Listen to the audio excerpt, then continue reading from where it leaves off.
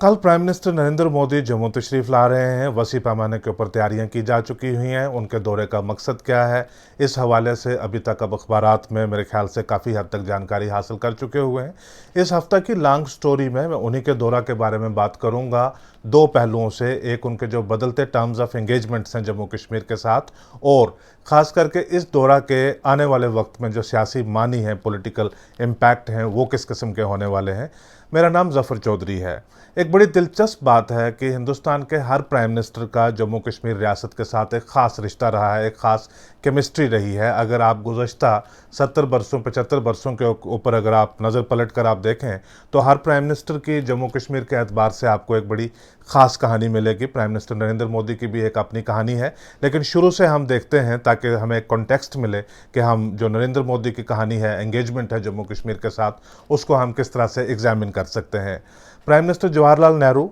यानी जो उस वक्त प्रिंसली स्टेट्स थी और उनके जो मतलब जो रिक्वायरमेंट थी जिसके हिसाब से उनका एक्सेशन इंडिया के साथ या पाकिस्तान के साथ होता, उनमें से जम्मू कश्मीर का इंडिया के पॉइंट ऑफ व्यू से जो कंडीशन थी सारी वो एडवर्स थी। बावजूद उसके इवेंचुअली जम्मू कश्मीर का एक्सेशन इंडिया के साथ हुआ। ये एक बड़ा एट्रीब्यूट है जो प्राइम मिनिस्टर जवाहरलाल नेहरू को दिया जा सकता है, जिसको आज डिनाई किया जा रहा है कि अगर जम्मू कश्मीर के हालात ख़राब हुए, आगे जाकर टेंशन्स हुई, आगे जाकर प्रॉब्लम्स हुई, पाकिस्तान के साथ प्रॉब्लम हुई और रियासत के अंदर अगर हालात ख़राब रहे, तो जवाहरलाल नेहरू की जो हैंडलिंग है जम्मू कश्मीर की शायद वो इतनी बेहतरीन नहीं थी। क्योंकि अब का जो एक सियासी माहौल है उसमें जो नया नैरेटिव है वो ये दिया जाता है कि बजाय जवाहरलाल नेहरू के अगर ये पूरी तरह से आज़ादी के साथ अगर सरदार वल्लभ भाई पटेल को अगर दिया जाता तो शायद हालात मुख्तलिफ होते। लेकिन वो तारीख़ है, तारीख़ को लोग मुख्तलिफ तरीके से जो है वो एग्ज़ामिन करेंगे।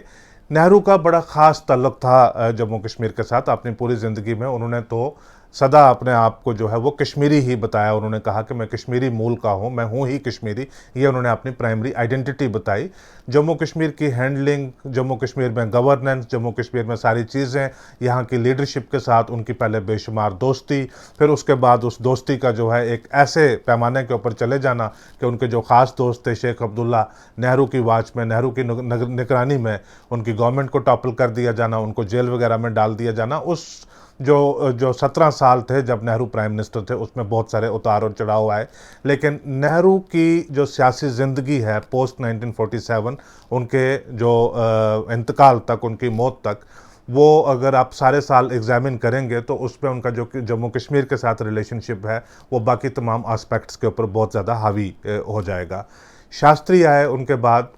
शास्त्री के दौर में तो जो इंडिया पाकिस्तान की जंग हुई जिसका मरकज़ ज़ाहिर है जम्मू कश्मीर था, लेकिन बाद में जब उन्होंने अयूब खान के साथ मुआहदा किया, जिसको ताशकंद एग्रीमेंट जिसको कहा जाता है,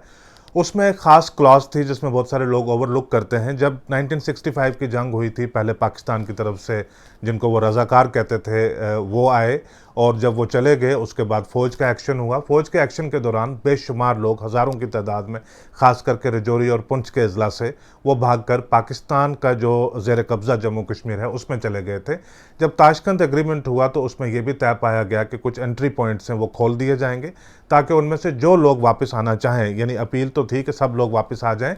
कुछ लोग नहीं आए, ज़्यादातर लोग जो है वो आ गए, हज़ारों की तादाद में लोग वापस आए। तो शास्त्री को भी उस एतबार से जाना जाता है, जम्मू कश्मीर के साथ उनका जो रिलेशनशिप को क्या फ़ीचर है जो वो डिफ़ाइन करता है उससे जाना जाता है। इंदिरा गांधी का जो नेहरू की लेगेसी थी लगभग उसी तरह से उन्होंने फॉलो की, यहाँ तक कि वो एक वक्त ऐसा था वो अड़ गई श्रीनगर में आकर, वहाँ पे एक ज़मीन का टुकड़ा खरीदकर, एक प्लॉट खरीदकर अपना ज़ाती घर भी वो बनाना चाहती थी। इसके बारे में मैं किसी और रोज़ बात करूँगा। लेकिन उस वक्त के जो हुक्मरान थे उन्होंने कैबिनेट की पूरी मीटिंग बुलाई और रेवेन्यू मिनिस्टर को बुलाया, चीफ सेक्रेटरी को बिठाया, रेवेन्यू सेक्रेटरी को बिठाया और इंदिरा गांधी का ये प्रपोजल एग्जामिन किया कि वो यहाँ पे घर बनाना चाहती हैं, श्रीनगर में अपना घर बनाना चाहती हैं, क्या ये मुमकिन है या नहीं। उन्होंने कहा कि नहीं, इंदिरा गांधी यहाँ पे ज़मीन नहीं खरीद सकती क्योंकि वो स्टेट सब्जेक्ट नहीं है। आज अगर आप उसको देखें तो आपको बड़ी हंसी आती होगी कि आज आप किसको रोक सकते हैं। बीच में जब इमरजेंसी हुई और उसके बाद मोरारजी देसाई जब आए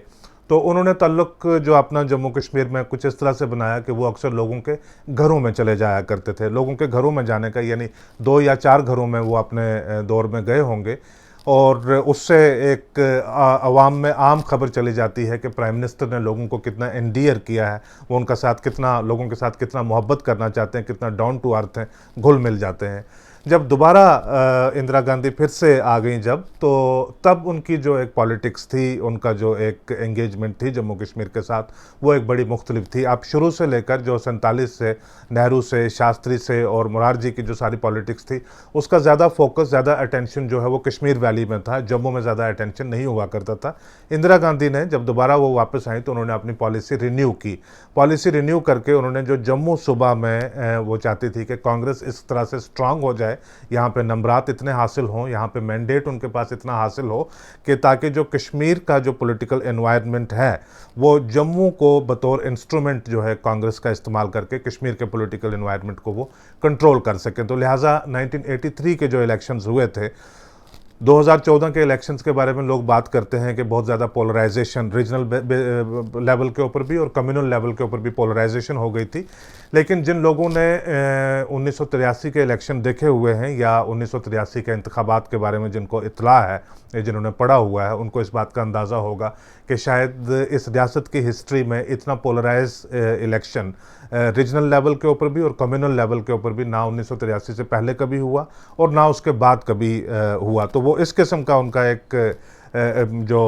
नेशनल कॉन्फ्रेंस खास करके उनके साथ एक वेंजियंस, उनके साथ एक वेंडेक्टा की जो पॉलिटिक्स है वो उन्होंने उस दौर में परसू की। फिर इंदिरा गांधी के ही दौर में फारूक अब्दुल्ला की गवर्नमेंट को टॉपल कर दिया गया। अब इंदिरा गांधी का as prime minister of India 1971 की जंग के एतबार से आप उनको जानना चाहेंगे, बेशुमार और जो चीज़ें की उनके एतबार से आप उनको जानना चाहेंगे, लेकिन अगर आप उनके पॉलिटिकल जो जर्नी है एज प्राइम मिनिस्टर अगर आप उसको एग्जामिन करेंगे तो उनकी एंगेजमेंट जो जम्मू कश्मीर के साथ थी और जो पाकिस्तान के साथ थी वो उनके पॉलिटिकल कैरियर के ऊपर काफ़ी हैविली जो है वो वे डाउन करेगी। जब राजीव गांधी आए इंदिरा गांधी के बाद तो उन्होंने भी एक फैमिली लेगेसी है वही कंटिन्यू की, और ये कहते हैं कि 1986 में जब उनके और फारूक अब्दुल्ला के दरमियान दोस्ती अच्छे से बहाल हुई तो उन्होंने कहा कि मम्मी ने गलत किया था तुम्हारे साथ, तो मैं तुम्हारी गवर्नमेंट जो है वो वापस उसको रेस्टोर करने की कोशिश करूंगा। लिहाजा जो कांग्रेस ने सपोर्ट दी हुई थी, जो अवामी नेशनल कॉन्फ्रेंस या नेशनल कॉन्फ्रेंस का एक धड़ा जो टूट कर जो है एक बगावत वाली जो पार्टी बन गई हुई थी, उनको जो सपोर्ट दी हुई थी 1986 में अचानक से वो सपोर्ट विड्रॉ करके कांग्रेस की सपोर्ट वापस फारूक अब्दुल्ला को दी गई और उनकी गवर्नमेंट बहाल हुई। और फिर उसके बाद जिसके लिए राजीव गांधी को हमेशा जाना जाएगा वो था राजीव फारूक एग्रीमेंट। राजीव फारूक एग्रीमेंट में लोग कहते हैं कि एक ग्रैंड रिकॉन्सिलिएशन थी between union of India and the state of Jammu and Kashmir, या इंडिया की जो नेशनल पॉलिटिकल लीडरशिप है उसके दरमियान और जो जम्मू कश्मीर की पॉलिटिकल लीडरशिप है उसके दरमियान एक जो ग्रैंड रिकॉन्सिलिएशन थी। राजीव गांधी ने भी इंदिरा गांधी की जो पॉलिसी है उसको उसकी थोड़ी सारी फर्दरेंस की कि वो जम्मू में कांग्रेस का स्ट्रांग होल्ड थोड़ा सारा वो मजबूत करना चाहते थे, कांग्रेस का फुटप्रिंट, कांग्रेस का इम्पैक्ट जम्मू में मजबूत करना चाहते थे। तो लिहाजा जो दोनों पार्टीज़ के बीच में जो एग्रीमेंट था कि मोर और लेस जो कश्मीर वैली की ऑलमोस्ट सीटें हैं वो नेशनल कॉन्फ्रेंस को उन्होंने दे दी कि वो लड़ेंगे, और जम्मू से जो है वो कांग्रेस ने ज़्यादातर सीटों के ऊपर, मतलब यहाँ पे भी एनसी के, जम्मू के में भी एनसी के कुछ कैंडिडेट थे, कश्मीर में भी कांग्रेस के कुछ कैंडिडेट थे, लेकिन 85% से ज़्यादा सीटों के ऊपर कश्मीर में नेशनल कॉन्फ्रेंस और जम्मू में कांग्रेस ने इंतखाबात लड़े। उस जो राजीव फारूक एग्रीमेंट है और जिस तरह से जिस देख रेख में 1987 के इलेक्शन करवाए गए, आज 35 साल के बाद भी ये बात मानी जाती है कि उन इलेक्शंस का, उस एग्रीमेंट का, उसमें जो पॉलिटिकल फ्लॉज थे आज तक की, उसके बाद जो 35 साल के हालात देखे गए उनमें उनकी बहुत ज़्यादा कंट्रीब्यूशन थी वो हालात ख़राब करने में, जिनको आज तक भी डील करना बड़ा मुश्किल पाया जा रहा है। उसके बाद वीपी सिंह आए, तो वीपी सिंह में जाहिर है कि जम्मू कश्मीर के ही होम मिनिस्टर थे, हाई प्रोफाइल इंसिडेंट हुए, होम मिनिस्टर की बेटी की किडनैपिंग हुई, प्राइम मिनिस्टर के लेवल के ऊपर उसकी किस तरह से हैंडलिंग हुई। तो वीपी सिंह का भी जो उनका जो रजीम, उनका जो कार्यकाल है, उनका जो दौर है वो जम्मू कश्मीर की पॉलिटिक्स से इनसेपरेबल बन जाता है। चंद्रशेखर आए। चंद्रशेखर का जो है वक्त वो बहुत कम था, लेकिन जम्मू कश्मीर के हालात उस वक्त बहुत ज़्यादा ख़राब थे। ख़ास करके जो कश्मीरी पंडित्स की रिहेबिलिटेशन को लेकर मेडिकल कॉलेजेस के स्टूडेंट्स वगैरह थे, कुछ काम उन्होंने करके यूनिवर्सिटी के स्टूडेंट्स वगैरह को मुल्क भर में जो डिफरेंट यूनिवर्सिटीज़ हैं, मेडिकल कॉलेजेस हैं, उनमें एडजस्ट करवाने की उन्होंने कोशिश की। नरसिम्हा राव, उनका अगर आप पूरा 5 साल का वक्त अगर आप उसको एग्जामिन करते हैं तो जम्मू कश्मीर के हवाले से जो उन्होंने कहा कि फ़ारूक अब्दुल्ला के आप इलेक्शन लड़िए, ये कहते थे कि पहले ऑटोनॉमी के ऊपर हमें कमिटमेंट मिले, उसके बाद ही हम इलेक्शन लड़ सकते हैं, या ऑटोनॉमी पहले बहाल हो तो उसके बाद ही हम इलेक्शन लड़ सकते हैं। तो नरसिम्हा राव उस वक़्त अफ्रीका के एक जगह में गए हुए थे, बुर्किना फासो एक शहर है, वहाँ से उन्होंने स्टेटमेंट दी जो रेडियो के ऊपर बड़ी शाया हुई। उन्होंने कहा कि स्काई इज़ द लिमिट, कि आप इलेक्शन की तैयारी कीजिए, आप एक बार आप तैयार हो जाइए, एक बार आप एग्री कीजिए कि आप इलेक्शन लड़ना चाहते हैं, फिर sky is the limit. Sky is the limit का मतलब ये कि आप ऑटोनॉमी की क्या बात कर रहे हैं। अगर ऑटोनॉमी से भी कोई चीज़ बढ़कर, अगर उससे भी कोई चीज़ बेहतर, कोई इस किस्म का पॉलिटिकल पैकेज अगर जम्मू कश्मीर को देना पड़ जाता है तो हम वो भी देने के लिए तैयार आपको रहेंगे। देवे गौड़ा जब आए उनके बाद तो वो जम्मू कश्मीर में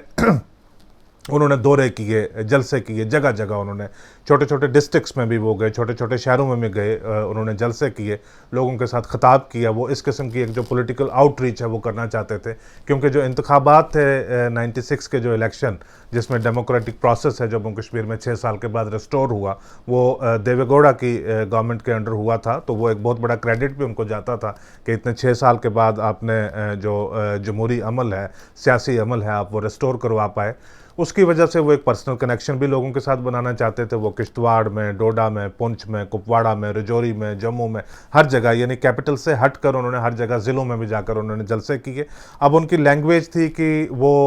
या तो अपनी जो कन्नड़ लैंग्वेज है वो बोलेंगे या अंग्रेज़ी में बात करेंगे, जिसको आम लोग समझ नहीं पाते थे। लिहाजा उन्होंने उस वक्त के एक वेटरन पॉलिटिकल लीडर और स्कॉलर मौलाना इफ्तिखार हुसैन अंसारी को अपने साथ रखा हुआ था। जहाँ पे वो स्पीच करते थे, वो अंग्रेज़ी में स्पीच करते थे, फिर उसको इन वर्बेटम मौलवी इफ्तिखार अंसारी उसको ट्रांसलेट करते थे, उर्दू में वो स्पीच करते थे, लोगों को उसकी बड़ी समझ आती थी। लेकिन ये एक एक्स्ट्रा ऑर्डिनरी इनिशिएटिव था उनका कि वो लोगों को बताएं कि उनके जो ख्यालात, उनके जो जज्बात जम्मू कश्मीर की आवाम के तई क्या हैं। तो लिहाजा उनका भी एक रिलेशनशिप जो है इनसेपरेबल बना। गुजराल साहब आए, उनकी गुजराल डॉक्ट्रिन और वो जम्मू कश्मीर की जो एक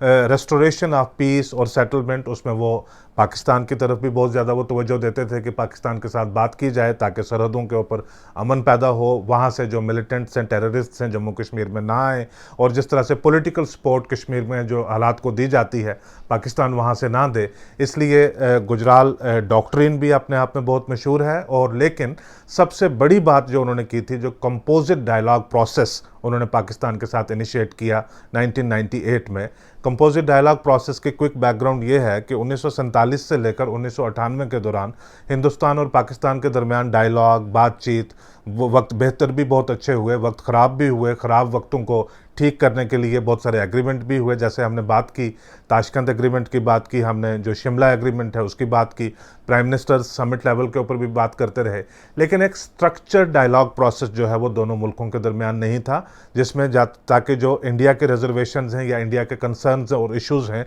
वो भी उसमें अकोमोडेट हों, और जो पाकिस्तान के इश्यूज़ हैं, पाकिस्तान के कंसर्न्स हैं, वो भी उसमें अकोमोडेट हों, और इक्वालिटी की बेसिस के ऊपर एक जो है आपस में बायलैटरल इंगेजमेंट हो। तो वो कंपोजिट डायलॉग प्रोसेस, उसमें इंद्र कुमार गुजराल उन्होंने मुलाकात की सार्क समिट के साइडलाइंस के ऊपर माले में, मालदीव्स में मियां नवाज शरीफ के साथ, और फॉरेन सेक्रेटरी थे सलमान हैदर इंडिया के और शमशाद अख्तर पाकिस्तान के। इनके दरमियान ये बात तय पाई गई कि ये एक डॉक्यूमेंट तैयार करेंगे जो बाद में जाना गया कंपोजिट डायलॉग प्रोसेस के नाम से, जो काफ़ी देर तक चला, जो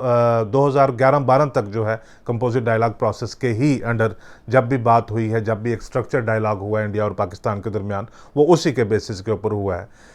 उसके बाद वाजपेयी साहब आए। वाजपेयी साहब के जो 6 साल पहले 1 साल वो रहे, उसके बाद जो है स्नैप पोल्स होने की ज़रूरत पड़ गई, उसके बाद 5 साल उनको पूरे मिले। वो जो 6 साल अगर आप देखेंगे तो उसमें जो सबसे की हाइलाइट्स हैं, सबसे जो बड़े फीचर्स हैं, उनका जो फॉरेन पॉलिसी भी थी, उनकी अमेरिका के साथ किस किस्म की डीलिंग है वो भी थी, इकोनॉमिक डेवलपमेंट की बातें भी थी, और 23-24 पार्टीज़ को लेकर वो एक कोलिशन 5 साल तक वो मुमकिन किस तरह से बना पाए, वो चीज़ भी, वो भी एक बहुत बड़ी हाईलाइट है। लेकिन वाजपेयी के रजीम को जब आप याद करते हैं तो आपको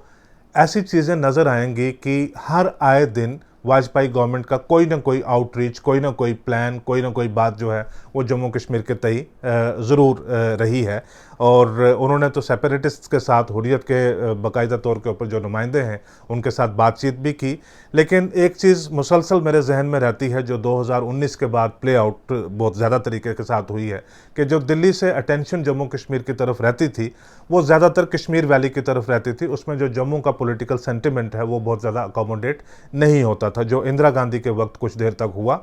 लेकिन राजीव गांधी ने भी कुछ लिटिल बिट ऑफ अटेंशन जिसको कह सकते हैं वो की। आपको याद होगा कि जो दरबार मूव की एजिटेशन हुई तो राजीव गांधी ने जो जम्मू का पर्सपेक्टिव है, जम्मू का सेंटिमेंट है, उसको ज़्यादा उन्होंने अप्रिशिएट करने की कोशिश की। सरदार बूटा सिंह को भेजा कि वो जम्मू में जाएं, लोगों के साथ जाकर बात करें और उसको एजिटेशन को, जो बाद में नॉर्मलसी बहाल हुई दरबार मूव को लेकर जो हुआ था, तो इस तरह से वाजपेयी के वक्त भी जम्मू सूबा को कोई बहुत ज़्यादा अटेंशन नहीं मिली। वाजपेयी के बाद ये जो वाजपेयी के 6 साल थे वो तो एक तरह से लगता है कि जिस तरह से डिवोटेड थे, डेडिकेटेड थे जम्मू कश्मीर की सियासत को लेकर। बीच में वो पाकिस्तान भी गए, लिंक्ड हो जाती हैं चीज़ें। वाजपेयी के बाद 10 साल तक जब मनमोहन सिंह थे प्राइम मिनिस्टर, तो तब ये डिटरमिन करना बड़ा मुश्किल हो जाता था जो यूपीए के 10 साल थे, कि उसमें आप प्राइम मिनिस्टर की पॉलिसी किस चीज़ को बताएंगे, सोनिया गांधी की पॉलिसी किस चीज़ को बताएंगे, राहुल गांधी की पॉलिसी एग्जैक्टली क्या थी और पी चिदम्बरम की पॉलिसी क्या थी। तो वो एक ग्रैंड मिक्स सा हो जाता है। लेकिन अटेंशन उनकी भी जो है वो बड़ी वसी पैमाने के ऊपर जम्मू कश्मीर की तरफ थी। जो यूपीए 1 है उसमें जो ज़्यादा मरकज़ है जो अटेंशन का वो कश्मीर वैली थी। यूपीए 2 में उन्होंने कुछ कोशिश की कि कुछ तवज्जो जो है वो जम्मू की तरफ दिया जाए, और एक जो वही जो इंदिरा गांधी के वक्त जो है कि भाई जम्मू के सेंटिमेंट को थोड़ा सारा जो उसको एलिवेट करके और वहाँ से कश्मीर को भी एड्रेस किया जाए कि भाई सारी बात जो है ये सिर्फ कश्मीर के हवाले से नहीं हो सकती, आपको जम्मू को भी साथ में लेकर जाना पड़ेगा, जम्मू की भी साथ में बात करनी पड़ेगी। आप यूपीए 1 के दौरान आप देखिएगा कि उन्होंने जो राउंड टेबल कॉन्फ्रेंसेस की, पहले श्रीनगर में की, उसके फॉलो अप में उन्होंने दिल्ली की, उससे पहले जो प्रेपरेटरी है वो भी उन्होंने दिल्ली में की थी। उसके बाद जो 5 वर्किंग ग्रुप्स बने जिनके मुख्तलिफ लोग मेंबर्स और चेयरमैन थे, उनकी जो रिकमेंडेशंस भी, अगर 5 के 5 वर्किंग ग्रुप्स की अगर आप रिकमेंडेशन देखें तो उनमें भी ज़्यादा जो है वो कश्मीर वैली की जो सेंट्रलिटी है उसमें से वो ज़्यादा उभर कर आती है। जम्मू को कोई बहुत ज़्यादा वो लगता है कि भी जम्मू का ख़ास वजह ये भी है, जम्मू के अंदर से लोग ये समझते हैं कि भी हमारे साथ डिस्क्रिमिनेशन है वगैरह वगैरह, लेकिन ख़ास वजह ये भी है कि एक जो कन्फ्लिक्ट है, टेंशन है, वायलेंस है, बहुत सारे मामले हैं वो कश्मीर वैली में। जम्मू में ख़ास करके हालात पीसफुल रहते हैं, तो लिहाजा उस तर्ज की अटेंशन जो है जम्मू के ऊपर मिलती भी नहीं है। अब हम आ जाते हैं कि 2014 तक तो थे मनमोहन सिंह और यूपीए की government. Prime minister Narendra Modi का जम्मू कश्मीर के तई जो टर्म्स ऑफ एंगेजमेंट किस किस्म के रहे हैं, उनमें तब्दीली किस तरह की आई है, आज जो सूरत हाल क्या है, ये आप इसको समझिए कि ये आज के जो लॉन्ग स्टोरी का सेकंड हाफ है। जो ओरिजिनल हमारा मामला है उसके ऊपर हम अब बात करना हमने शुरू की है। जून 2013 में नरेंद्र मोदी उस वक्त जब गुजरात के चीफ मिनिस्टर थे, तो भारतीय जनता पार्टी की जो पार्लियामेंट्री कमेटी है, जो इलेक्शन बोर्ड है, उसका इनको चेयरमैन बनाया गया। 2013 तक ये अंदाज़ा नहीं था किसी को कि 2014 के जो इंतखाबात होंगे उसमें बीजेपी की पोजीशन क्या होगी और बीजेपी की जो कैंपेन है नेशनल लेवल के ऊपर उसको लीड कौन करेगा, और अगर बीजेपी इंतखाबात जीत जाती है तो बीजेपी के प्राइम मिनिस्टरियल कैंडिडेट कौन होंगे। कुछ हलकों में कुछ पॉलिटिकल एनालिस्ट ये समझते थे कि हो सकता है कि गुजरात के चीफ मिनिस्टर नरेंद्र मोदी उनको चुना जाए, लेकिन और बेशुमार लोग थे बीजेपी में जो लाइन में खड़े हुए थे। अब क्योंकि अडवाणी की लीडरशिप में 2004 के इंतखाबात हो चुके थे, 2009 के इंतखाबात हो चुके थे, दोनों इलेक्शन बीजेपी बुरी तरह से हार गई थी, और लोगों को ये बड़ी हैरानगी थी कि कांग्रेस की ना जिसकी कोई कैंपेन स्ट्रेटजी है, ना कोई उसकी बहुत बड़ी लीडरशिप की एक सेंट्रलिटी है, ना बहुत बड़ा पैगाम है पूरे मुल्क के नाम, कांग्रेस एक के बाद दीगरे दोनों चुनाव किस तरह से जीत गई। 2009 के इंतखाबात के बाद ये बात बड़ी देखी जाती थी कि कौन आएगा। राजनाथ सिंह का नाम चलता था, नितिन गडकरी का नाम चलता था, वेंकैया नायडू का नाम चलता था। नरेंद्र मोदी का इतना ज़्यादा नाम नहीं लिया जाता था, लेकिन अंदर ही अंदर आरएसएस और बीजेपी के हलकों में था कि भाई अगर 2014 के इलेक्शन जीतने हैं तो शायद ये साहब जो हैं ये कारामद साबित होंगे। तो लिहाजा बहुत सारी गौर खोज के बाद 2013 के जून में ये बात तय पाई गई कि मोदी साहब रहेंगे कैंपेन कमेटी के चेयरमैन। पार्लियामेंट्री जो इलेक्शन होंगे उनको वो उनकी सदारत में लीड किए जाएंगे। तो उससे एक बात क्लैरिफाई हो गई कि यही अब प्राइम मिनिस्टरियल कैंडिडेट होंगे। उसी महीने में जब कैंपेन कमेटी के वो चेयरमैन बने हैं, उसी महीने में उन्होंने अपना पहला जलसा बतौर chairman of the campaign committee किया। और उस जलसे के लिए जो जगह उन्होंने चुनी, जो वेन्यू उनका चुना, उसका ख़ास ताल्लुक जो है वो जम्मू कश्मीर के साथ था। लिहाजा प्राइम मिनिस्टेरियल डायरेक्शन में यानी रायसीना हिल की तरफ जो नॉर्थ ब्लॉक में जो उनका जो सफ़र की जो शुरुआत हुई, जो रास्ता उन्होंने पकड़ा, वो रास्ता जो है उसका बड़ा गहरा ताल्लुक जो है वो जम्मू कश्मीर के साथ था। वो आए थे माधोपुर में 23 जून 2013 को माधोपुर में आकर उन्होंने जलसा किया। माधोपुर की सिंबॉलिक इम्पॉर्टेंस जम्मू कश्मीर की सियासत के हवाले से इस तरह से है कि जनसंघ के या भारतीय जनसंघ के जो फाउंडर डॉक्टर श्यामा प्रसाद मुखर्जी, भारतीय जनसंघ था भारतीय जनता पार्टी का प्रिकर्सर, उसके जो फाउंडर थे डॉक्टर श्यामा प्रसाद मुखर्जी, उनका जो उनके करियर का, उनके सियासी ज़िंदगी का, सियासी करियर का जो आखिरी जलसा हुआ था, वो आखिरी जलसा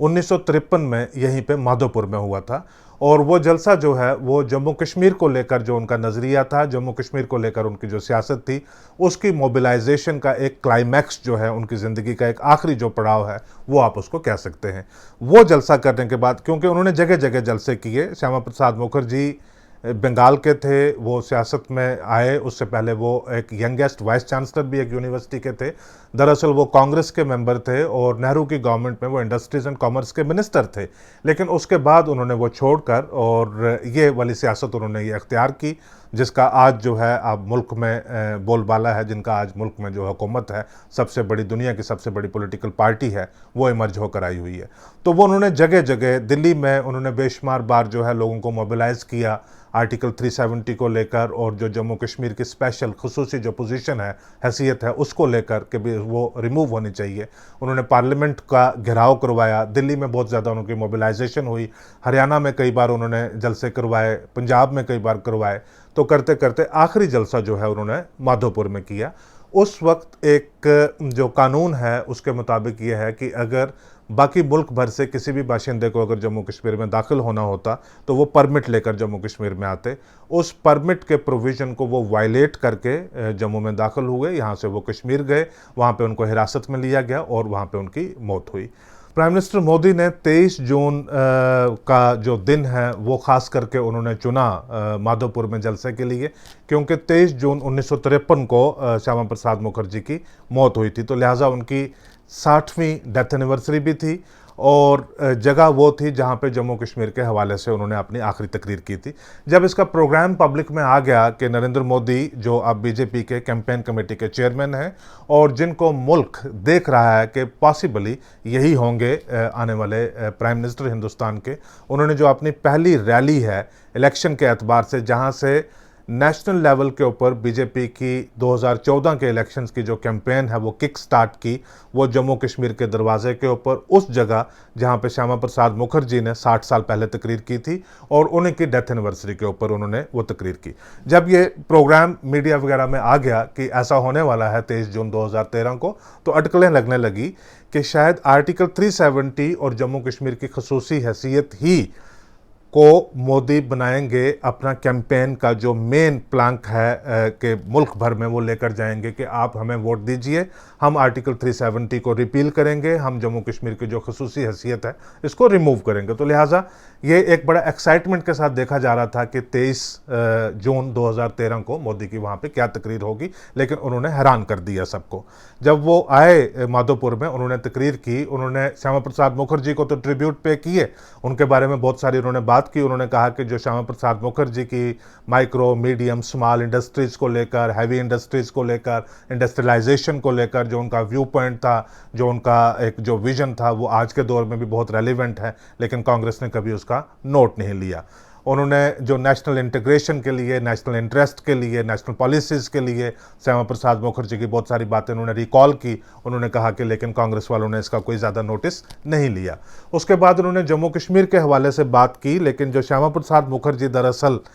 कि आर्टिकल 370 स्पेशल स्टेटस वगैरह जो ये सारा रिमूव होना चाहिए, इसके बारे में मोदी साहब ने कोई, जिस तरह से माना जा रहा था 15-20 दिन से कि शायद उनकी जो जलसा है, उनकी जो तकरीर है, उसका जो इंटायर फोकस है वो इसी बात के ऊपर रहेगा, उनका फोकस इस बात के ऊपर नहीं था। उन्होंने बल्कि कहा कि मैं जम्मू कश्मीर के मामले को अप्रोच करना चाहता हूँ प्राइम मिनिस्टर वाजपेयी के जमहूरियत, इंसानियत और कश्मीरियत का जो उनका विजन था, उसके तरीके से मैं उसको अप्रोच करना चाहता हूँ। ये जो जमहूरियत, इंसानियत और कश्मीरियत है, ये एक ऐसा फ़लसफ़ा था, ये एक ऐसा बयान था, ये एक ऐसी अप्रोच थी जिसको कश्मीर में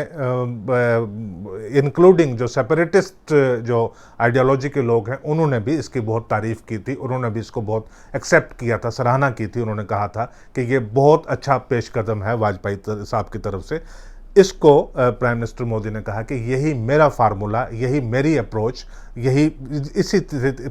मेरी पॉलिसी जो है वो रहेगी, जिससे मैं जम्मू कश्मीर को डील करना चाहूँगा। जम्मू कश्मीर को जब जमहूरियत, इंसानियत और कश्मीरियत वगैरह के साथ आप बात करते हैं तो जम्मू तो एक ऐसे ही एक प्रीफिक्स बन जाता है। दरअसल बात जो है, फोकस है, जो अटेंशन है, वो तो कश्मीर वैली को दी जा रही होती। तो लिहाजा मोदी साहब जो गुजरात के उस वक्त चीफ मिनिस्टर थे, उन्होंने अपनी पूरी अटेंशन जो है कश्मीर वैली को देकर ये बात उन्होंने एड्रेस की। और फिर उन्होंने बार बार करके, मतलब अगर आप उनकी जो पूरी स्पीच है उसको आप दोबारा रिवाइंड करके सुने तो बार बार करके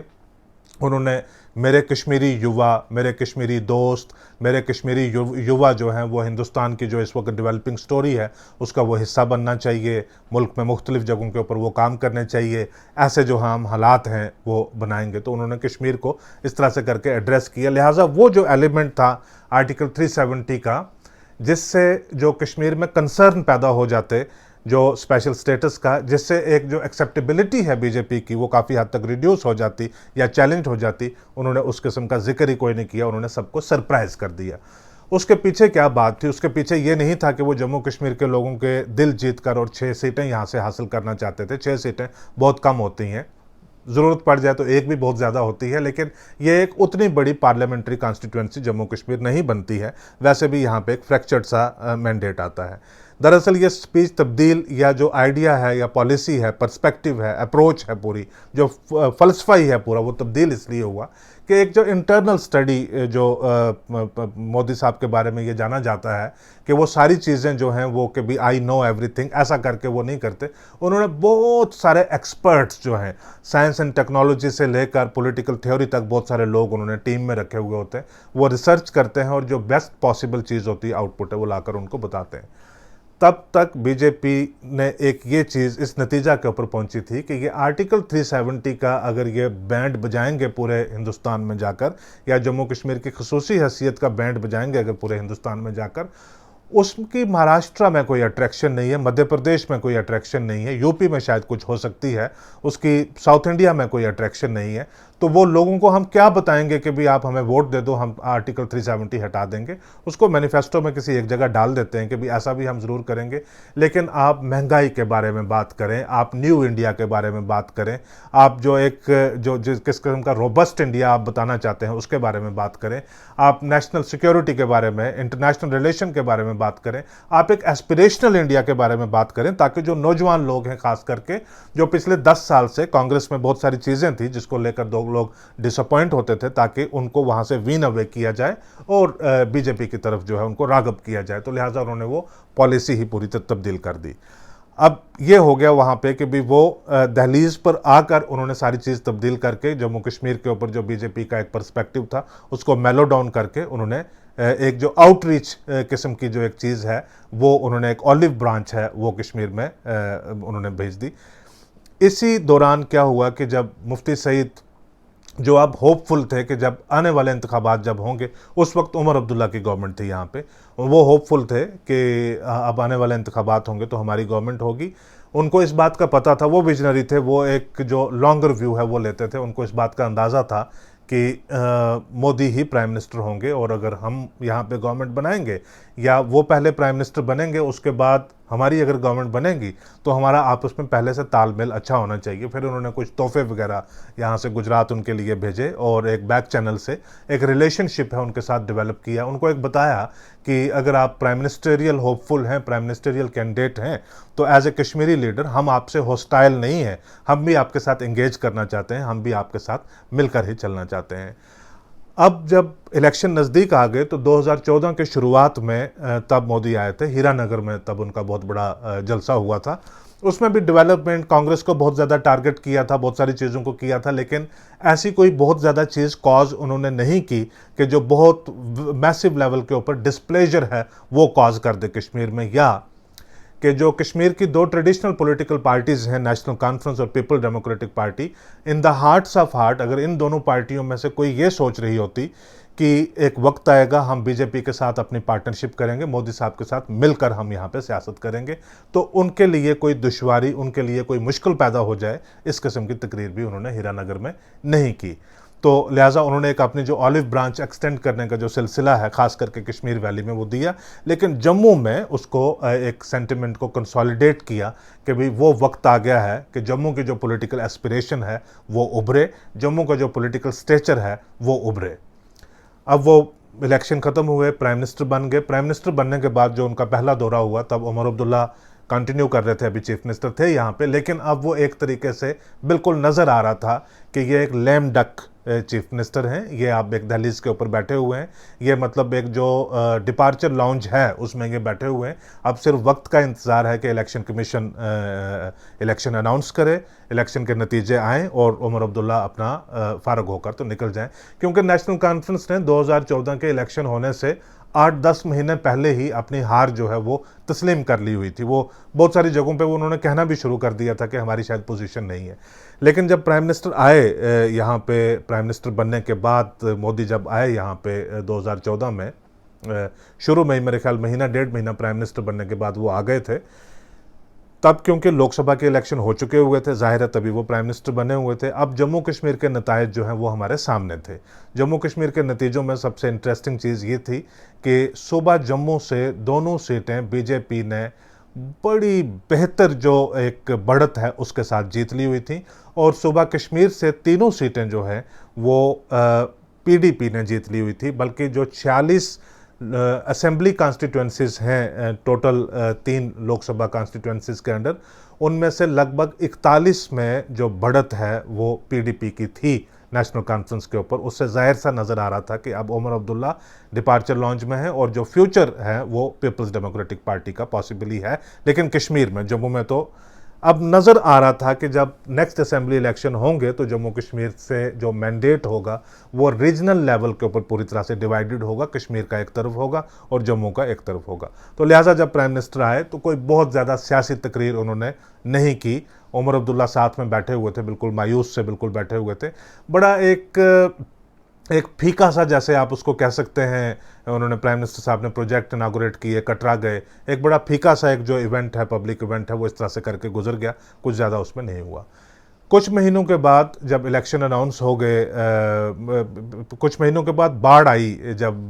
कश्मीर में, तो उस बाढ़ में दिवाली के रोज़ प्राइम मिनिस्टर खुद आए और उन्होंने एक पर्सनल कनेक्शन जो है वो बताया, और उन्होंने अपनी वालदा का भी बाद में उन्होंने बताया कि उन्होंने उनको उस बार 500 रुपया दिया था। नॉर्मली वो उनको 11 रुपये दिया करती थी, इस बार उनको 500 रुपया दिया कि ये मेरी तरफ से जो कश्मीर में जो फ्लड के दौरान लोगों को जिनको परेशानी हुई है, ये मेरी तरफ से उनको एक बहुत बड़ा एक इमोशनल जो मैसेज है, एक कनेक्शन है, वो उन्होंने ऑफ़र करने की कोशिश की। इसकी एक बड़ी बैकग्राउंड है कि भी वो कश्मीर में फ्लड के दौरान वालदा का डायरेक्ट जो है वो कनेक्शन कश्मीर के साथ बनाना, इसकी भी एक बहुत बड़ी बैकग्राउंड है। लेकिन जब उसके बाद जब इलेक्शंस आ गए तो इलेक्शन के दौरान उन्होंने रैलीज़ की। इलेक्शन के दौरान वो कश्मीर में भी, श्रीनगर में भी उन्होंने रैली की, जम्मू में भी उन्होंने रैली की, लेकिन जो जम्मू की रैली थी वो बहुत बड़ी एक, मतलब उस वक्त आप कहते हैं ना कि जो एक आखिरी धक्का देना होता है किसी को चीज़ को, जो बड़ा जोर लगा देना होता है, वो ऐसा प्राइम मिनिस्टर साहब ने लगा दिया। इस किस्म की कुछ उन्होंने तकरीर की जो उनसे उस वक्त तक खास करके वैसे तवक्को नहीं थी, क्योंकि जम्मू कश्मीर के इंतखाबात को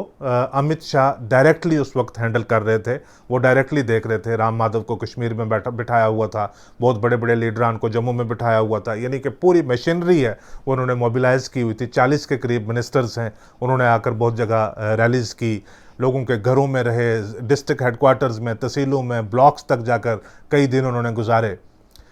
यहाँ पे जो रैली हुई प्राइम मिनिस्टर की, तो उन्होंने एक कश्मीर वर्सेस जम्मू और जम्मू वर्सेस कश्मीर का जो है उन्होंने बड़ा वो किया, उसका एक एनालिसिस करके लोगों के सामने रखा कि ये जो बाप बेटा और बाप बेटी, यानी नेशनल कॉन्फ्रेंस पीडीपी, मुफ्ती सईद और अब्दुल्लाह जो हैं, इन्होंने एक अपनी बारी लगा के रखी हुई है। और जो कांग्रेस है वो पैच वर्क करती है कि अगर इस बार एनसी वालों के नंबरात अच्छे आ गए, कांग्रेस उनके साथ, कल पीडीपी वालों के आएंगे, कांग्रेस उनके साथ। तो इन्होंने कुल मिला के जो है वो जम्मू को, पूरा जो एक पॉलिटिकल नैरेटिव है जम्मू कश्मीर का, उसमें से एग्जिट किया हुआ। तो इलेक्शन रीजनल लेवल के ऊपर काफ़ी हद तक जो है वो पोलराइज हो गए। लेकिन जब हो गया, इलेक्शन के रिजल्ट्स आ गए, तब तो जैसे चेस का वो सारा एक डब्बा होता है, सारे वो बीच में डालकर तो उनको रख दिया जाता है, राजा कौन है प्यादा कौन है, सारे लोग इकट्ठे हो जाते हैं। तो तब पीडीपी और बीजेपी के दरमियान आपस में बातचीत हुई। ये आपस में जो बातचीत हमें उस वक्त लग रही थी कि 2 महीने लग गए उनको आपस में बात किए हुए, और 2 महीने के बाद जाकर, क्योंकि बड़ी टफ नेगोशिएशंस हुई होंगी, ये भी असल में एक पब्लिक कंजम्पशन के लिए भी था। लेकिन ठीक है, दोनों तरफें अपना अपना भी कुछ जो जोर है वो डाल रहे थे कि एक अपनी स्पेस है उसको बेटर नेगोशिएट करने की कोशिश कर रहे थे। मेरे ख्याल से ये साल भर पहले से, ये जो वो माधोपुर का जलसा हुआ था, उसके बाद से ये बहुत सारी चीज़ें क्लियर थी। उसके बाद से बहुत सारी चीज़ें जो हैं वो बैकग्राउंड में काम कर रही थी कि आने वाले वक्त में पीडीपी और बीजेपी के दरमियान एक अलायंस है वो हो सकता है। लेकिन हम जो आम नज़रिया से जब हमें देखते हैं तो हमें इसका अंदाज़ा नहीं होता था। इसके जो पीडीपी और बीजेपी का अलायंस 2015 में जो होना, उसके जो रेमिफिकेशंस, उसके जो इम्पैक्ट्स, उसका जो एक पॉलिटिकल इन्फ्लुएंस, उसका वो सिर्फ एक इलेक्शन तक या सिर्फ एक गवर्नमेंट तक महदूद नहीं था, या सिर्फ एक रियासत तक महदूद नहीं था। उसके बहुत बड़े इंटरनेशनल इम्पैक्ट थे। वो अगर उनका मैं क्विकली किसी और वक्त उसके ऊपर सेव करके रखेंगे, तफसील में डिस्कशन करेंगे। सबसे बड़ी बात यह थी कि 2002 के जो गुजरात के फसादात हुए थे, उसके बाद जो प्राइम मिनिस्टर, उसके बाद जो Narendra Modi as BJP leader, उनका जो एंगेजमेंट मुस्लिम कम्युनिटी के साथ था वो हाईली चैलेंज था, जिसकी वजह से उनको क्रिटिसिज्म सिर्फ मुल्क में ही नहीं बल्कि दुनिया भर में भी क्रिटिसिज्म फेस करना पड़ता था। लेकिन जम्मू कश्मीर, जिसको जाना ही गया है 1947 से बाद, तब तक उसकी सियासत को, उसकी एग्जिस्टेंस को हर लिहाज से जाना गया है कि भी एक मुस्लिम मेजॉरिटी स्टेट जिसने पाकिस्तान को रिजेक्ट किया, एक मुस्लिम नेशन को रिजेक्ट किया जो हिंदुस्तान के साथ आई, जो एक मुस्लिम मेजॉरिटी रियासत जिसमें एक स्पेशल एंगेजमेंट की, एक स्पेशल जो पॉलिटिकल अप्रोच की वो ज़रूरत है। वहाँ पे अगर नरेंद्र मोदी की एक्सेप्टेबिलिटी और वहाँ की जो लार्जेस्ट पॉलिटिकल पार्टी इमर्ज होती है, और वो पॉलिटिकल पार्टी जिसका ग्रीन सिंबल है, वो पॉलिटिकल पार्टी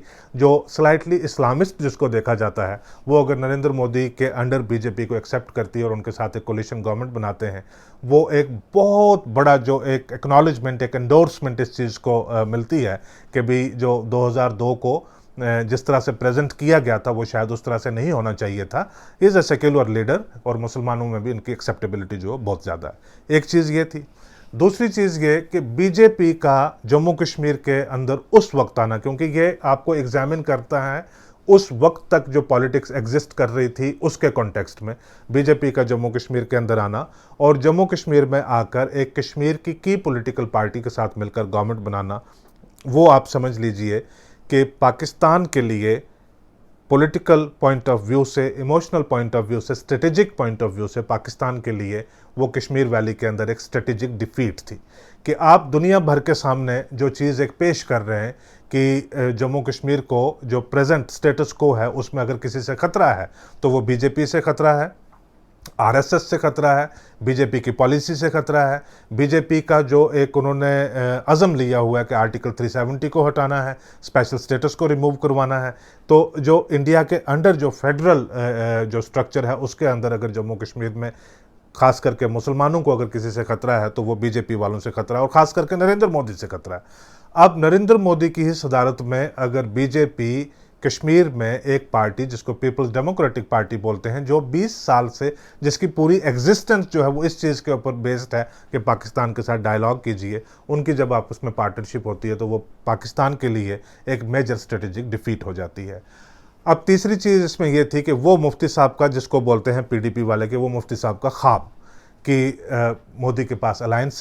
मैंडेट है पूरे मुल्क का और हमारे पास यहाँ से है, ये एक ग्रैंड अलायंस होगा, इसमें जो एक इंटीग्रेशन है वो इन्हांस होगी और जो कश्मीर के मामलात हैं वो बेहतर तरीके के साथ एड्रेस होंगे। तो लिहाजा वो उसको जो एक स्टैंप ऑफ अप्रूवल इन सारी चीज़ों को, जो नरेंद्र मोदी का जो एंगेजमेंट का सबसे, जब ये प्राइम मिनिस्टर नहीं रहेंगे, आने वाले 40 साल में 50 साल में कोई तारीख लिख रहा होगा, तो उनको इन चीज़ों, ये जो सारी चीज़ें हैं ये फ़ायदा कौन साबित होंगी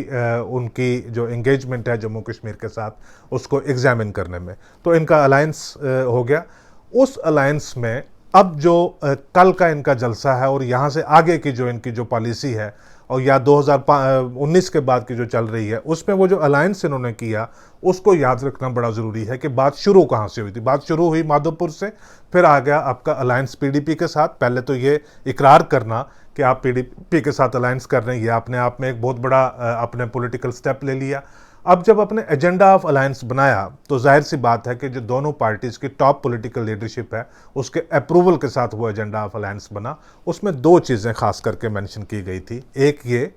कि जो एग्रीड कॉन्स्टिट्यूशनल प्रिंसिपल्स हैं बीजेपी उनको डिस्टर्ब नहीं करेगी। बीजेपी उनको एक्सेप्ट करती है कि जो एग्रीड कॉन्स्टिट्यूशनल प्रिंसिपल्स हैं, एग्रीड कॉन्स्टिट्यूशनल प्रिंसिपल्स मतलब ये कि जो आर्टिकल 370 है वो किसी बदमाशी के ज़रिए तो लगा हुआ नहीं था, कॉन्स्टिट्यूशन के ज़रिए लगा हुआ था। 35A वो भी किसी माफिया ने नहीं लगाया हुआ था, वो भी कॉन्स्टिट्यूशन से लगा हुआ था। और जो स्पेशल स्टेटस के जो बाकी फीचर्स हैं वो भी कॉन्स्टिट्यूशनली गारंटीड चीज़ें थी। उन्होंने कहा कि ये चीज़ जो है, जिसका सबसे बड़ा खदशा जो है कश्मीर में ख़ास करके था कि अगर बीजेपी जब पावर में आएगी तो इन सारी चीज़ों को जो है वो रिमूव कर देंगे, एब्रोगेट कर देंगे। बीजेपी ना सिर्फ मरकज़ में बल्कि जम्मू कश्मीर में भी पावर में आई और पावर में आकर साथ में उन्होंने ये एग्रीमेंट, ये एक वादा रिटर्न में भी उन्होंने दे दिया कि हम इन चीज़ों को कतई तौर के ऊपर डिस्टर्ब नहीं करेंगे। लेकिन ये जो एग्रीमेंट है, ये वायदा है, ये कुछ दिन से ज़्यादा ये सर्वाइव नहीं कर पाया। इसको एट्रीब्यूट किया जाता है कि जब ओथ हुई यहाँ पे 1 मार्च 2015 को जब ओथ हुई तो प्राइम मिनिस्टर और सारे टॉप बीजेपी के जो लीडर्स हैं वो जम्मू में आए। ओथ हुई, घंटे भर का प्रोग्राम था, पूरे 1 घंटे 5 मिनट का प्रोग्राम हुआ और ये जहाज़ों में बैठे दिल्ली चले गए। यहाँ से अगले 10-15 मिनट में वक्त लगा के मुफ्ती साहब जो चीफ मिनिस्टर अब नए बने थे वो वजारत रोड अपने बंगले पे चले गए। वहाँ पे प्रेस के लोग उनका इंतज़ार कर रहे थे, उनकी प्रेस कॉन्फ्रेंस हुई। प्रेस कॉन्फ्रेंस में उन्होंने बाकी चीज़ें कहीं, उन्होंने कि ये मोदी मुफ्ती प्लान है, ये है, ग्रैंड रिकन्सिलिएशन है, वगैरह वगैरह, ये सारी बातें कहीं उन्होंने। लेकिन साथ ही में उन्होंने ये बात कह दी कि मैं शुक्रिया अदा करना चाहता हूँ पाकिस्तान का और हुर्रियत का और बाकी सेपरेटिस्ट का जिन्होंने पीसफुल इलेक्शन यहाँ पे होने दिए।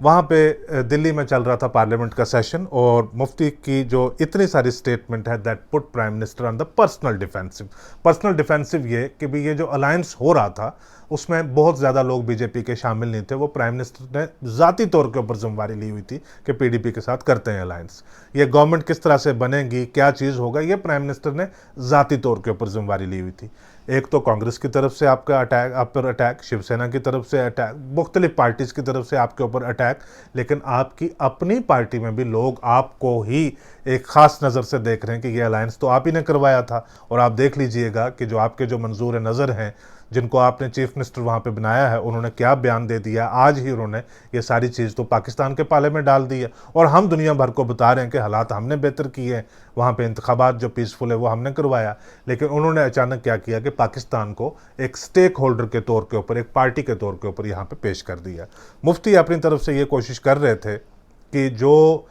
उन्होंने बीजेपी के साथ अलायंस करके कश्मीर के अंदर जो इमोशनल दूरी बनाई है अपने लिए, अपनी पार्टी के लिए, उनको लग रहा था कि वो एक ही बयान में उस दूरी को ओवरकम कर लेंगे, क्योंकि वहाँ पे मैसेज चला जाएगा कि देखिए जी, इन्होंने तो पाकिस्तान के लिए, सबके लिए इन्होंने ये बात भी बोल दी। कुछ दिनों के बाद एक सेपरेटिस्ट एक्टिविस्ट थे मुसर्रत आलम, उनको रिलीज़ कर दिया। हालांकि उसका रिलीज़ करना जो है वो 2 बार अदालतों ने कह दिया हुआ था कि पीएसए भी क्वाश हो चुका हुआ था कि भाई इसको आप रिलीज़ क्यों नहीं कर देते।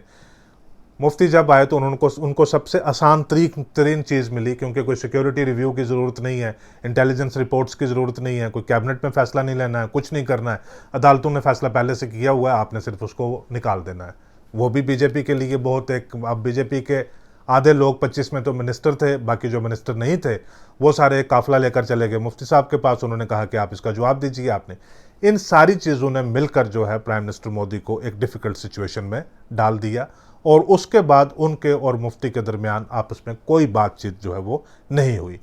7 नवंबर 2015 को उनका पहला जलसा हुआ कश्मीर में। उसमें जो चीफ मिनिस्टर थे उन्होंने भी अपनी तरफ से पूरा जोर लगा दिया कि ये एक वसी जलसा होना चाहिए, ये उस पैमाने के ऊपर जलसा होना चाहिए कि जिस तरह से नेहरू के और इंदिरा गांधी के जलसे हुआ करते थे। वो जलसा हुआ, लेकिन उस जलसे में क्या हो गया, पीडीपी के बहुत सारे लोग कहते हैं कि उस जलसे के बाद मुफ्ती इस तरह से मायूस हुए कि वो फिर आखिर गुजर ही गए। उनके दिल में क्या गुजर रही थी, उनके दिमाग में क्या गुजर रही थी, वही बहुत ज़्यादा जानते हैं, वही जानते होंगे, लेकिन वो मायूस बहुत ज़्यादा हुए। उस जलसे में जब तकरीरें हुई, चीफ मिनिस्टर की तकरीर हुई और उन्होंने कहा कि मोदी साहब आप आ गए हैं, और उन्होंने मसला है कश्मीर इशू, कश्मीर कन्फ्लिक्ट, उसके एतबार से ज़्यादा बात उन्होंने कही कि भाई इसके ऊपर हमें काम करना है और इसको हमने रिजॉल्व करना है। जब प्राइम मिनिस्टर आए तकरीर की तो उन्होंने कहा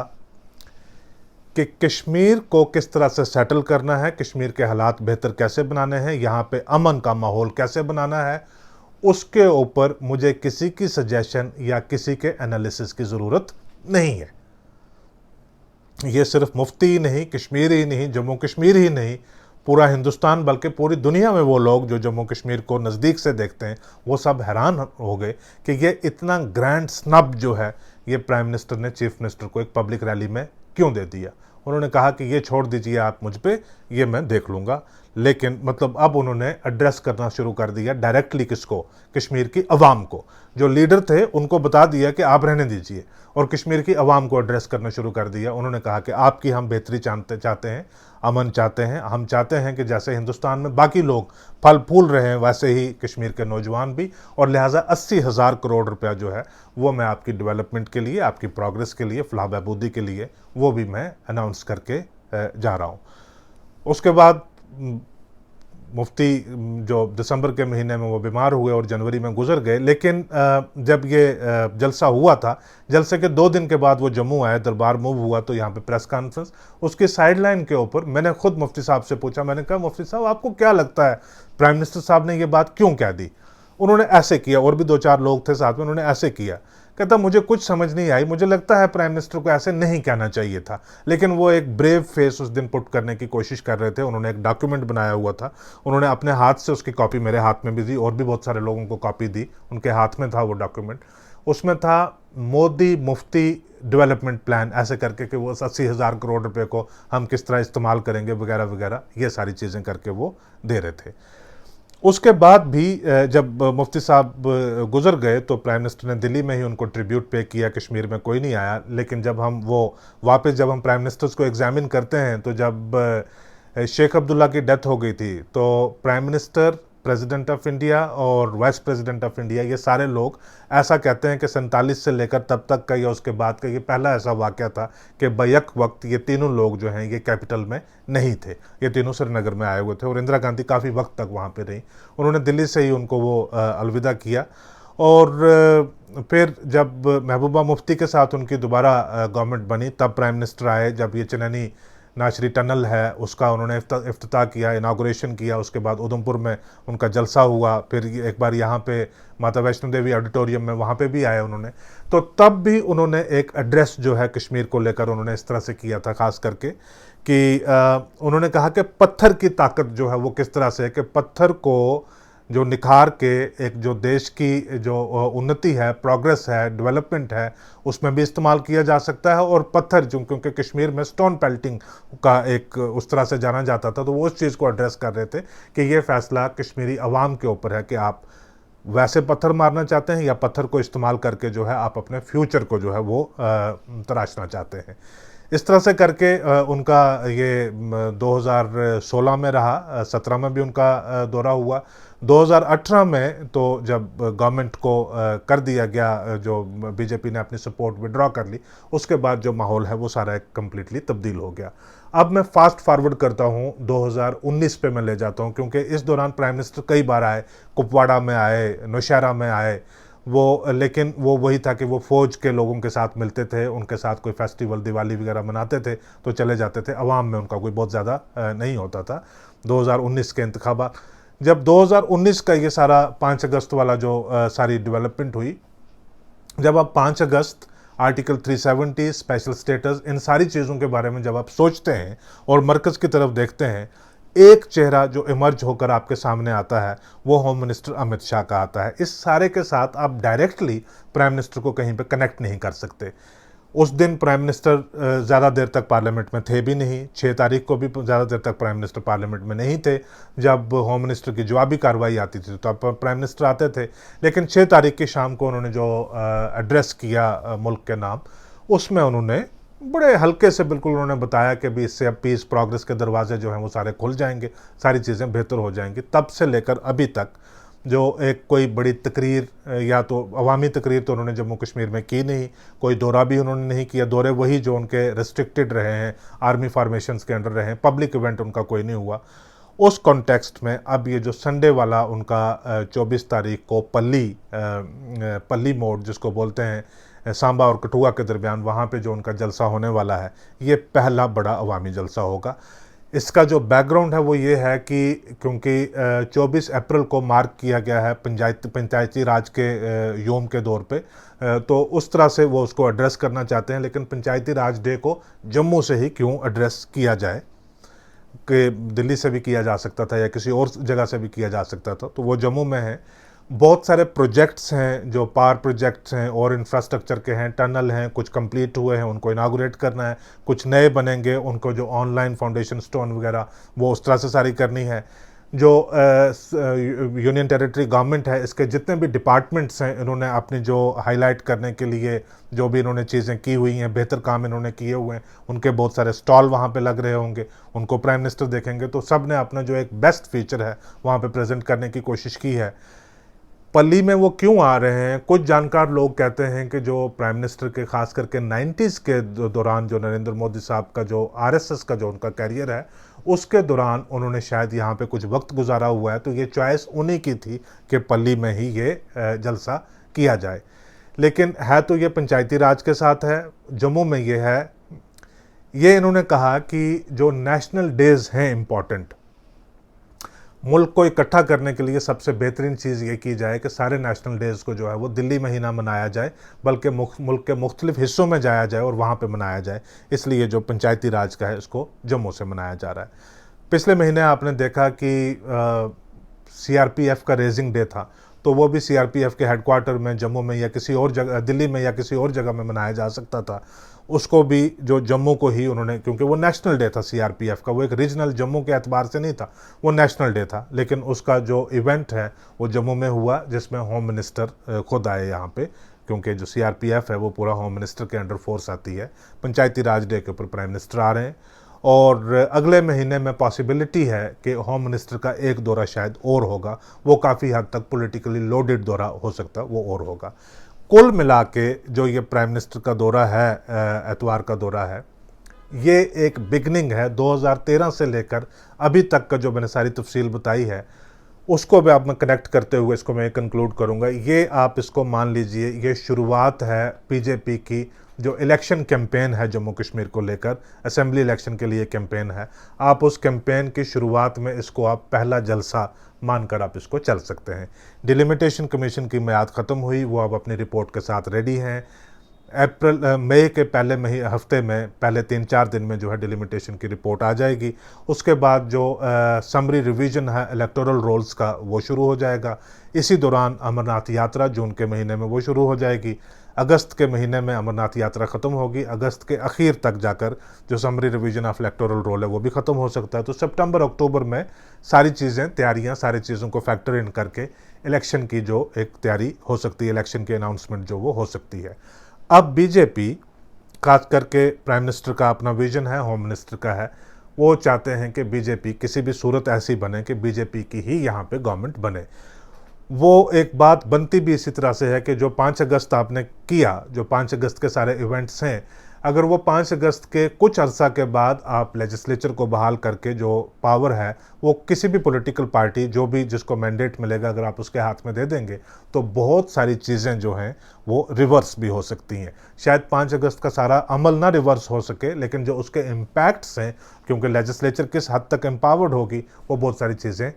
लिहाजा काफ़ी सालों तक बीजेपी चाहेगी कि जो मरकज़ और जम्मू कश्मीर की जो रियासती सरकार है ये दोनों एक ही जैसी इकाई हैं, ये दोनों एक ही पेज के ऊपर हों, तभी जाकर उसके इम्पैक्ट को फर्दर किया जा सकता है, उसके इम्पैक्ट को जो जड़ें हैं वो मजबूत उसकी करवाई जा सकती हैं। इस सारे में को अचीव करने के लिए जो जम्मू है, जम्मू के बारे में जो बात की थी, जो मैंने 3-4 बार बीच में जिक्र किया कि जो प्राइम मिनिस्टर तवज्जो नहीं देते थे, लेकिन इंदिरा गांधी ने और राजीव गांधी ने ट्राई किया था कि जम्मू के ज़रिए कश्मीर की सियासत के ऊपर कंट्रोल कैसे लाया जाए, वो अब शायद जो है वो मुकम्मल होने के तरफ अब जाता हुआ नज़र आ रहा है कि जम्मू से बीजेपी चाहेगी कि उनको इतना वसी जो मैंडेट है वो जम्मू से मिल जाए। कश्मीर से in any case 5-6 political parties compete कर रही होंगी तो 10-10, 12-12 सीट्स आएंगी। और आज की डेट में सिर्फ एक पीडीपी ऐसी हो सकती है जो हेजिटेट कर सकती है, सिवाय पीडीपी के ऐसी कोई पॉलिटिकल पार्टी नहीं है जिसको बीजेपी के साथ अलायंस करने में गुरेज हो, कोई भी पॉलिटिकल पार्टी। बल्कि मुझे ऐसे लगता है जैसे पार्टीज़ के मुख्तलिफ पॉलिटिकल पार्टीज़ के सीनियर जो लीडरान हैं, रहनुमा है, उनके साथ जब मैं अक्सर बात करता हूँ तो मुझे फीलिंग ये मिलती है कि एक किस्म का कंपटीशन है पार्टियों के अंदर कि वो कौन पार्टी होगी जिसको जो बीजेपी की मंजूर नज़र होगी, जिसको बीजेपी पसंद करेगी, वो अपने साथ ले जाएंगे। बीजेपी की मंशा है कि 30 से 32 सीटें इनकी जम्मू से आ जाएं और उसके बाद 12-15 सीटें कुछ इंडिपेंडेंट, और जो कश्मीर से एक पॉलिटिकल पार्टी बेहतर सीटें लेकर आए उसको साथ लेकर जो आने वाली गवर्नमेंट है वो जम्मू में बनाई जाए। लेकिन अब क्या हुआ कि जो ये अपनी पार्टी की थोड़ी सारी आमद हुई है यहाँ पे, उससे डायनेमिक थोड़े सारे तब्दील होते हुए नज़र आ रहे हैं, क्योंकि जम्मू एक स्प्रिंग बोर्ड है जिसमें अपनी पार्टी आम आदमी पार्टी को काफ़ी हद तक फ़ायदा मिल सकता है। अब जहांगीरपुरी में जिस तरह से बुलडोज़र चला है वहाँ पे दिल्ली में, हाँ, हालांकि वहाँ पे जो म्यूनसिपल गवर्नमेंट है वो बीजेपी की है और सेंटर में भी बीजेपी है। अरविंद केजरीवाल का उसमें पूरी तरह से रोल नहीं है, लेकिन वो भी एक पब्लिसाइज चीज़ होती है कि अगर केजरीवाल दिल्ली में बुलडोज़र चला सकते हैं तो जम्मू कश्मीर में उसको बीजेपी का अल्टरनेटिव तो शायद नहीं देखा जा सकता, लेकिन बीजेपी जैसा ही देखा जा सकता उसका केजरीवाल को शायद जम्मू सूबा में मज़ीद फ़ायदा भी एक कॉम्पिटिटर जो वो मिल सकते हैं। तो 24 तारीख का जो जलसा है ये अब 9 साल हो गए उस सारी इंगेजमेंट को, जो नरेंद्र मोदी ब्रांड, नरेंद्र मोदी इंगेजमेंट जो जम्मू कश्मीर के साथ चल रही है। और ये ज़रूर चाहेंगे